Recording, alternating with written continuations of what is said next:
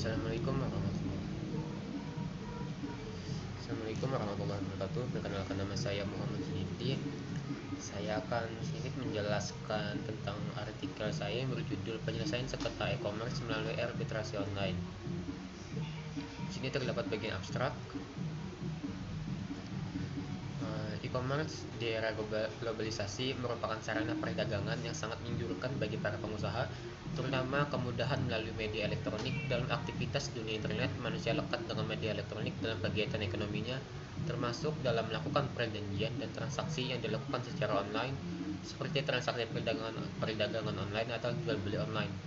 Kemudahan transaksi dan akses menimbulkan permasalahan baik dari konsumen maupun produsen yang berakhir pada jalur hukum. Hadirnya forum arbitrase secara online memudahkan bagi para pelaku ekonomi, terutama pebisnis, untuk menyelesaikan sengketanya secara non-litigasi melalui media elektronik. Pada bagian pendahuluan, kemuktafiran teknologi dan cepatnya ruang masuk perkembangan ekonomi membuat perubahan signifikan secara digitalisasi. Yang awal masyarakat berbelanja di tempat atau melakukan transaksi langsung, sekarang metode yang digunakan media elektronik yang terhubung pada internet, baik melalui komputer, smartphone, dan lainnya, yang dikenal dengan perdagangan online atau e-commerce. Namun di sisi lain, kemudahan berbelanja tersebut menimbulkan problematika yang jatuh pada permasalahan dan proses jual beli itu sendiri. Munculnya e-commerce membuat variatif transaksi yang awalnya menggunakan sistem online menjadi sistem offline menjadi sistem online. Diikuti dengan perkembangan digitalisasi pada bidang-bidang ekonomi, memaksa para pelaku bisnis untuk dapat beradaptasi agar dapat bertahan dan meningkatkan margin dengan mengimplementasikan keuntungan e-commerce dari berbagai sistem penjualan. E-commerce sendiri merupakan perdagangan digitalisasi dengan perantara media elektronik. Mengacu pada UU Nomor 11 Tahun 2008 tentang Informasi dan Transaksi Elektronik, Pasal 1 Ketentuan Umum Angka 2, transaksi elektronik adalah berbuat tindakan hukum melalui media elektronik sebagai media transaksi. Pelaku perjanjian dalam dunia e-commerce dikenal dengan buyer dan merchant. Dalam transaksi perdagangan menggunakan saluran internet melibatkan pihak ketiga, yakni provider, sebagai mediator atau wadah dalam melayani transaksi pembayaran. Pada dasarnya jual beli terjadi karena adanya kesepakatan berkesesuaian dengan pasal 1320 KUH Perdata. Jual beli yang sah adalah jual beli ketika kesepakatan antara pihak bertransaksi berupa harga maupun kualitas barang meskipun barang belum sampai pada tangan konsumen. Mengacu pada pasal 1458 KUH Perdata. Perdagangan online dalam Islam hukumnya boleh selama tidak ada dalil yang melarangnya. Mengacu pada kaidah fikih yang menjadi dasar utama mengenai muamalah. Dalam Al-Quran, Al-Baqarah ayat 275 menegaskan bahwa perdagangan online merupakan bagian dari jual beli. Persengketaan muncul akibat adanya ketidaksamaan dan ketidaksesuaian pendapat antara dua belah pihak yang mengharuskan keduanya menawarkan solusi masing-masing, baik secara musyawarah atau melalui jalur formal, yaitu jalur hukum.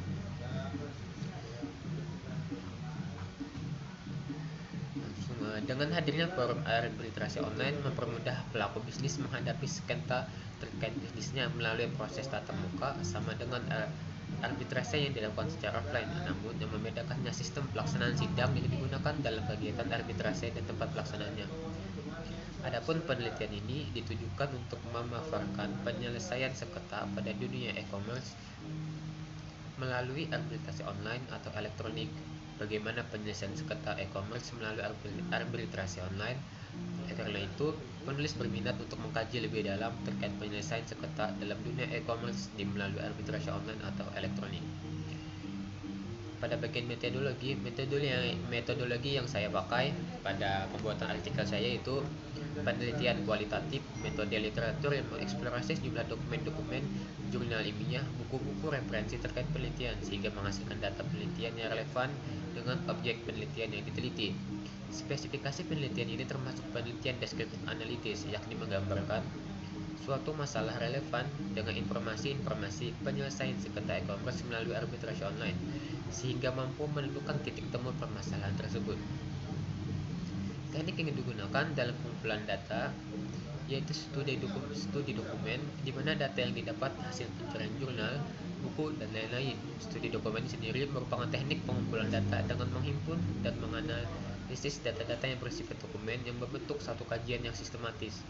Cara pengelolaan data dari tulisan ini ialah mengumpulkan hasil data yang relevan dengan kasus yang dibahas, kemudian mengkaji data-data tersebut agar menghasilkan kesimpulan dari kasus yang diteliti berupa fakta dan pembahasan yang dapat dipertanggungjawabkan. Data penelitian ini menggunakan 3 jenis data, yaitu 1. Data primer. Undang-Undang Nomor 30 Tahun 1999, UU Nomor 8 Tahun 1999 tentang perlindungan konsumen dan lain sebagainya. 2. Data sekunder, data-data yang berkaitan dengan penelitian ilmiah seperti artikel ilmiah, putusan pengadilan, dan dokumen serta lain sebagainya.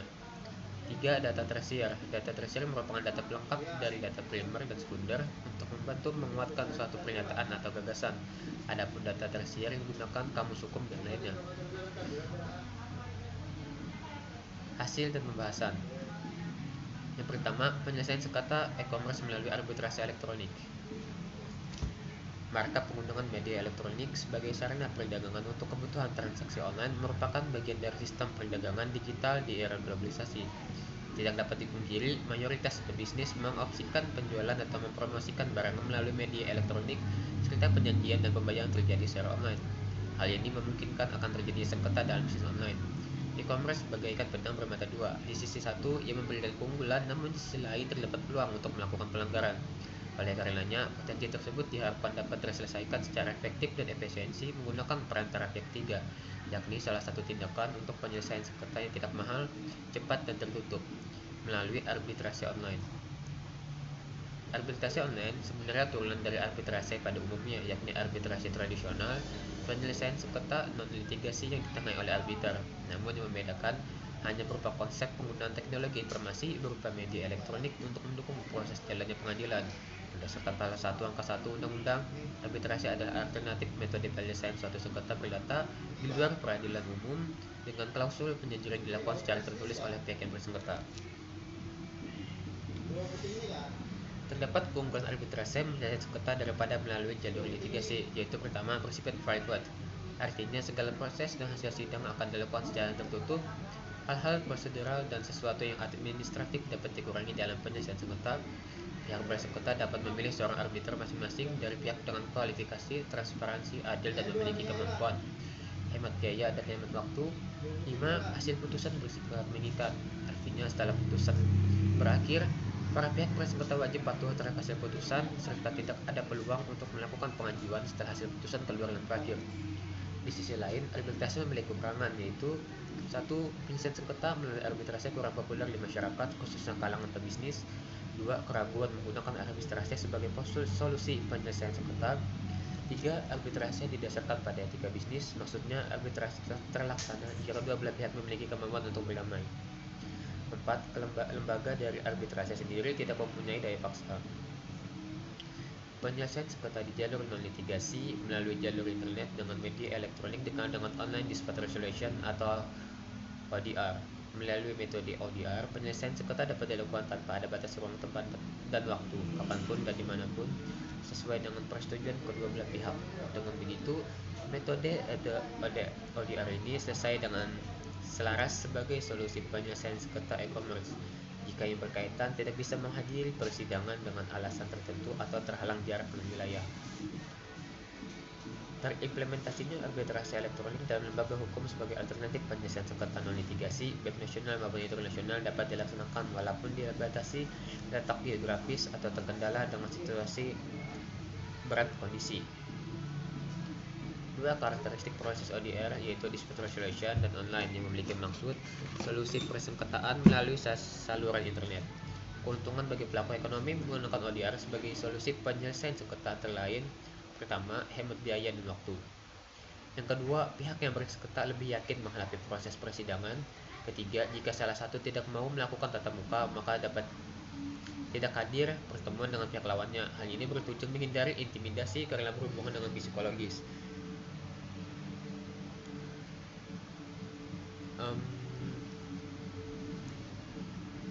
Arbitrase online merupakan alternatif penyelesaian sengketa dengan menghubungkan para pihak sengketa melalui sistem elektronik. Transaksi perdagangan merupakan peluang terjadinya persengketaan akibat proses transaksi antar pelaku usaha. arbitrase online menjadi prioritas bagi pihak sengketa sebagai pilihan utama dalam penyelesaian hukum bisnis mereka. Arbitrase online merupakan sebuah perkembangan dan kemajuan informasi dan teknologi serta tuntutan akan permintaan pelaku bisnis terhadap penyelesaian sengketa yang hemat waktu dan biaya. Sejauh ini, arbitrase online bisa dibilang penemuan baru karena tidak ada hukum khusus yang tertulis secara eksplisit mengatur tentang arbitrase elektronik atau online. Namun jika dikaji lebih dalam Undang-Undang Nomor 30 Tahun 1999 tentang arbitrase dan alternatif penyelesaian sengketa, dapat dijadikan sandaran yuridis keabsahan dari arbitrase berbasis elektronik. Pemberlakuan arbitrase elektronik dalam penyelesaian sengketa e-commerce. Sandaran terlaksananya arbitrase online terdapat pada pasal 4 ayat 3 Undang-Undang Nomor 30 Tahun 1999 tentang arbitrase dan alternatif penyelesaian sengketa mengenai dasar aturan dalam melakukan arbitrase secara elektronik. Dapat dimaknai bahwasanya penyelenggaraan arbitrase dapat dilakukan secara online jika kedua pihak melakukan kesepakatan untuk menyelesaikan sengketa secara elektronik melalui lembaga arbitrase. Selain itu, suatu kontrak yang berisikan klausul perjanjian ditandatangani oleh para pihak secara tertulis atau yang terdapat dalam pertukaran surat-surat atau telegram. Pernyataan di atas mengacu pasal 3 ayat 2 Konvensi New York 1958. Berpindah pada pasal 131 ayat 1 bahwa pihak bersengketa bebas menentukan acara arbitrase dalam tahapan pemeriksaan sengketa selama tidak bertabrakan dengan undang-undang. Artinya, para pihak yang bersengketa bebas menentukan proses acara arbitrase selama tidak bertentangan dengan undang-undang tersebut dalam satu perjanjian tertulis. Di sisi lain, terkait dengan e-commerce, ada acuan yang sudah terikat dengan e-commerce sendiri untuk bisa dijalankan semestinya. Dalam hal ini, OECD, Organization for Economic Cooperation and Development, membuat aturan umum tentang tindakan melindungi hak konsumen dalam transaksi perdagangan berbasis media elektronik. Sedikit bertabrakan dengan pasal 9 ayat 1 yang mengatur perjanjian tertulis, dapat diartikan dari pasal tersebut perjanjian arbitrase yang absah harus tertuang dan dalam tulisan di atas kertas dengan maksud agar dapat dijadikan dokumen bukti yang oleh pihak bersengketa. Jadi dengan perjanjian tertulis yang berisikan klausul kesepakatan, maka perjanjian tersebut merupakan undang-undang yang berlaku pada pihak bersengketa tanpa terkecuali. Ketentuan pasal 9 ayat 1 dan 2 UAPS mengharapkan situasi dan kondisi untuk terjadinya arbitrase dan persetujuan lembaga arbitrase adalah perjanjian tertulis yang bermuat dalam akta notaris. Padahal transaksi bisnis modern terus mengalami kemajuan teknologi dan informasi yang mengharuskan pembaruan sedemikian rupa sehingga transaksi bisnis perdagangan termasuk perjanjian arbitrase yang termuat dokumen perjanjian seharusnya sudah mengalami pergeseran untuk menuju pada sistem elektronik arbitrase online. Tidak semata berfokus pada dokumen perjanjian berbasis kertas atau paperless. Cukup jelas walaupun perjanjian harus ditulis dalam sebuah kertas, arbitrase secara online masih dapat dilakukan selama tidak melanggar undang-undang tersebut. Sebagaimana pasal-pasal sebelumnya mengindikasikan, arbitrase yang dilakukan melalui media elektronik seperti email maupun Zoom meeting dapat diselenggarakan, termasuk kemungkinan penyelenggaraan proses beracara sengketa dapat dilakukan juga secara virtual sebagai tuntutan kebutuhan yang penting di era digitalisasi. Pelaksanaan arbitrase elektronik. Dalam pasal 18 ayat 4 Undang-Undang Nomor 11 Tahun 2008 membahas terkait penyelesaian sengketa transaksi elektronik, diatur dalam tentang informasi dan transaksi elektronik di mana relevan dengan perdagangan online, yaitu 1. Hakikat e-commerce dalam transaksi adalah sistem online.